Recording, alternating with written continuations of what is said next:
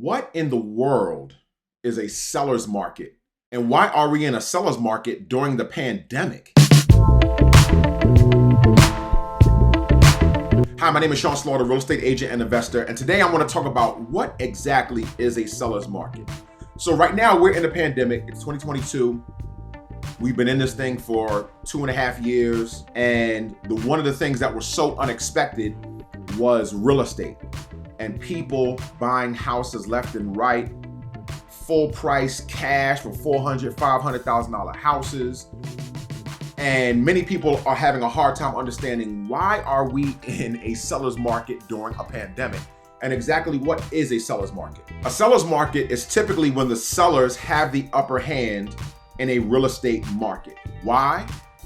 Because in a seller's market, there are more buyers than homes. Okay, so let's just say for every one home, there might be 5, 6, 7, or even 8 buyers. What this means is that buyers, you're going to compete, you're going to bid for these available homes.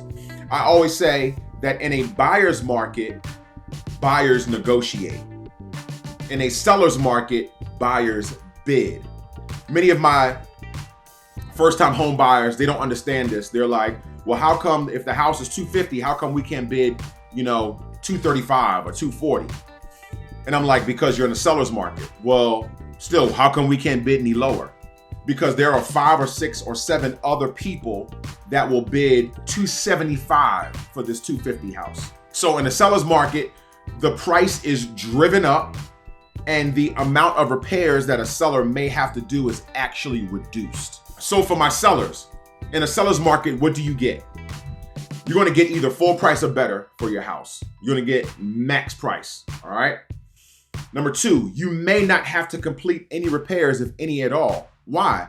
Because you have 5, 6, 7 buyers, and in order for those buyers to make their bids look better than the other one, not only are they going to jack the price up, but they may not require you to do any repairs. And lastly, you have the upper hand in negotiations.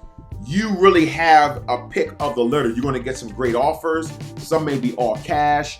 Some may be $20,000 over. Some may pay their own closing costs and even pay a little bit of your closing costs. You really have the upper hand. Now, for buyers, you're going to pay full price or better for your house in a seller's market.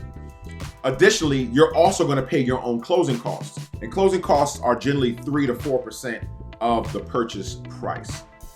You most likely are either going to skip the home inspection or complete a home inspection for informational purposes only.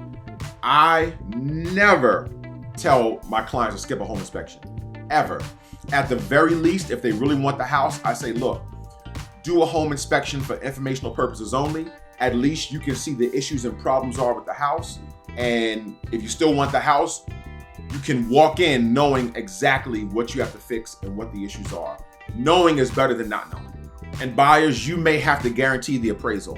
This means that if the house is $250 and you really want the house, so you bid $265, the house may only appraise for $260, which means whatever the difference is between the appraisal and the purchase price, you'll have to make up out of your pocket. If the appraiser says $260 and the purchase price $265, then you'll be paying $5,000. Where this really gets serious is if the appraisal comes in lower than you think. The house is $250 and you think it's going to appraise at $260, but it appraises at $250, right? And your purchase price is $265. You have to make up that $15,000 difference out of your pocket in cash. Why have we been in a seller's market during the pandemic if these house prices are so outrageous? One simple reason: interest rate, interest rate, interest rate. I want to show you how powerful an interest rate is when it comes to buying your house. All right, let me show you something. Now, this is courtesy of mortgagecalculator.net, and I want you to see something. When the interest rate is at 3.75 for a $360,000 house, your mortgage payment is going to be $1,667. So let's just say that your monthly payment, you don't want your payment to go above $1,670. Okay? $1,670 is the max monthly payment you want. Well, that means that at a 3.75 interest rate, you can only afford a $360,000 house. But At a 2.75 interest rate, you can afford a $400,000 house. And look at this. The payment's gonna be $40 cheaper. What, Sean? Yes. For a $400,000 house at a 2.75 interest rate, your payment will be $40 cheaper than a $306,000 house at a 3.75 interest rate. This is the importance of interest rate. A $360,000 house versus a $400,000 house might be an extra bedroom and bathroom, extra square footage. Like, you literally can afford a bigger house with more amenities in a better neighborhood simply because the interest rate is 1 point lower, 1 percentage point lower. So this is why I bought my house in 2001 in January, because of the interest rate. We actually got a 2.5% interest rate. And I knew that these two interest rates, next time we'll see them is when the next pandemic hits. And I was trying to encourage people on the internet, especially those that were thinking about buying, buy now.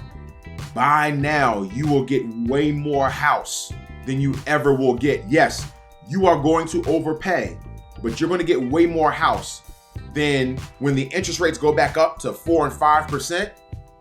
And it turns to a buyer's market where buyers now have the upper hand. Now they're negotiating with the seller on what they want. Yeah, you'll have better negotiations. Yeah, you don't have to compete with bids and you don't have to overpay. But guess what? You're going to get a smaller house for the same payment you could have had with a lower interest rate. So that's just a little spill on seller's market. I hope that helps. Man, if you like this, please like, subscribe, and karate chop that bell. It really helps us. Motivators, I love you guys. Thank you for watching the House of Motivation, the place where inspiration lives.